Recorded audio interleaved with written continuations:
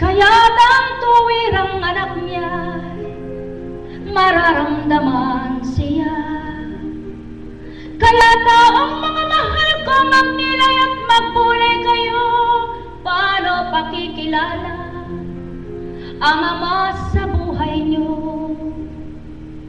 Kung ang kinikilala mo ay ang kapwa mo tapo, na wala nang pinagmasdan ka, kundi ginagawa niya. Wala nang pinakinggan ang iyong mga tenga, kundi ang salita na patuloy mong sinusuri ang mali at tama niyang gawa. Subalit nasuri mo man na tama ang gawa niya, kung wala siya sa puso mo, di mo matatanggap siya. Kaya ang wika ko sa inyo, mga minamahal ko, kaiba kayo, tao sa mundo. Ang Espiritu, pinagmamasdan man kayo, nakikita ginagawa nyo, at kung saan kayo tutungo. Narinig lahat ang pangungusap ng sino man, subalit hindi pagdakay hatula, kundi kung mabuti, pababayaan sa kabutihan, at kung masama naman, siya'y aakaing lubos. Magtuturang na di nakikita, subalit nagpapadama at winiwi ka. Anak ko, magbago ka, kaya't may gagamitin na katulad niyang kapwa, upang kung marinig ang salita na sa kanya ay magbadya. Kung tatanggap ang puso niya't magninilay, makikilala niya ang Ama'y mahiwagas. Yan ang katotohanan, aking mga minamahal. Kaya kung tuwirang kayo ay ganap na nakakarinig, saan man dako kayo makinig, aral ng inyong kapwa.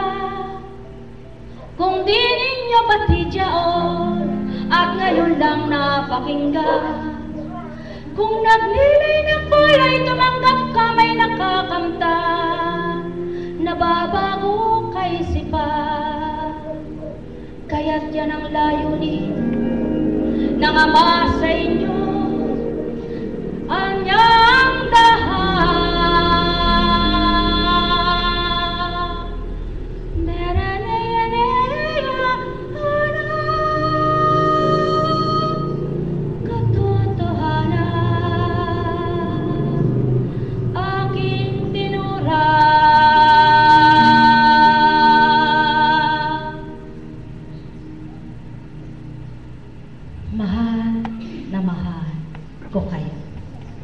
Sumainyo ang kapayapaan. Buhay po ba ang Diyos? Mga minamahal ko, alam niyo po kung paano yung nananabig sa mensahe, ako rin po nananabig. Ano po ba ang pagkapalagay ninyo nang ang Magdalena ay tumungo sa puntod ng Kristo, subalit hindi niya nakita at ang nakita ay dalawang anghel? Ano sa palagay ninyo? At ang Kristo ay naroon. Tanda lang po ba ng muling nabuhay ang Kristo at nagbalik? Yun lang po ba ang pahayag doon? Maliwanag pong tinuran niya kaninang madaling araw yan. Bakit nga daw po sa oras na yaon ang nakakita ay si Magdalena? Sapagkat tanda lamang po ng katotohanang pahayag ng Espiritu Santo, ang naghihintay ay aabutan. At ang ganap na nagbago ay nagbagong buhay. Si Magdalena ay masamang babae, subalit sa pamamagitan ng salita ng Kristo na kinilala at tinanggap niya, nagbagong buhay siya. At sa muling pagbabalik ng nabuhay sa ikatlong araw, ang naabutan niya ay ang Magdalenang nagbagong buhay, kumilalang lubos sa kanya. Umiiyak, hinahanap, at nang makita niya, Rabuni, ibig sabihin, guro. Ayun, umiiyak. Mga mahal ko, ilan kaya ang makakakita sa katotohanan? Na ipapanahan ang katotohanan sa kanyang puso at patuloy na hahanapin ang Kristo sapagkat ang nagpakilalang Kristo ang siyang nagpabago sa kanya. Ilan po kaya, mga mahal ko, nakilala ang Kristo at patuloy tinaligdan ang katauhan at nagbagong buhay. Kaya pong gawin ng lahat ang ginawa ni Magdalena. Kung si Magdalena ay ganap na masama, nagbebenta ng aliw, ay natanggap ng Kristo, napatawad sa lahat ng kasalanan. Ang tao pa kaya na hindi gayon ang ginawa? Nagmumura lang, magagalitin lang, o dili kaya ay maramdamin, matampuhin ang hindi niya baguhin? Alin po ang binabago ng Kristo sa tao? Ang puso, ang isip, ang kaisipan, ang damdamin, upang kapagnanahan ang banal na aral at salita niya, ay makapanahang lubos sa buong katauhan, tagos hanggang kalangnan ang pagbabagong buhay. Sapagkat naramdaman ang pag-ibig, nalinisan, nahugasan. Kayo po, may naging dulot po ba ang sa mga nagpahugas ng paa? Nahugasan po ba buong katauhan mula ulong hanggang talampakan? O ang nahugas lamang ay ang paa pagdakay tinapak muli sa putikan? Mga mahal ko, kaya po ang wika ng Ama, hahanap-hanapin naman nila ngayon ang di ko nagagawin, sapagkat minsan lamang ako magdaan. Buhay po ba ang Diyos? Yung minsan na yan na magdaan sa inyo ang Panginoon kung di nyo papahahalagaan. Kaya po ako, kahit na anong sabihin ng tao, dinusta, hinatulan, pinararatangan, pinagtatawanan,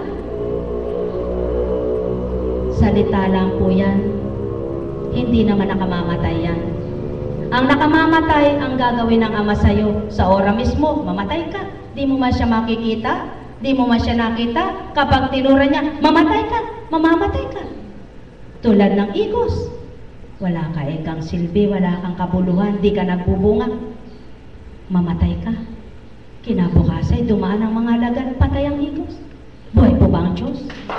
Yan ang ibig sabihin ng Ama, ang salita ng anak niya ay may buhay, sapagkat siyang pinagmulan ay may buhay. Ibig sabihin, kung may buhay ang anak, may buhay ang Ama, at kung may buhay ang Ama, may buhay ang anak. Subalit, paano mabubuhay sa tao?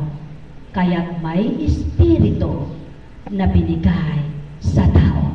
Diyos Espiritu, tanggapin mo tao, tuturuan kang maging matimpiin, huwag magagalitin, huwag maramdamin, huwag chismoso, huwag chismosa, huwag mapanira ng kapwa, huwag inggitera, huwag inggitero, huwag selosa, huwag seloso, huwag mapagpaimbabaw, huwag mapagpaimbabaw, huwag mainggitin. Yan po ang mapagkunwari. Sino po ba ang mapagkunwaring espiritu? Ang espiritu po ba ng Ama at ng Anak o ang espiritu ni demonyo?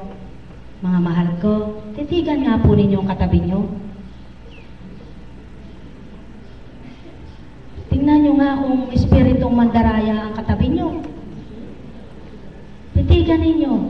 Nako, ikaw yata yan. Oh, espiritu ng katotohanan,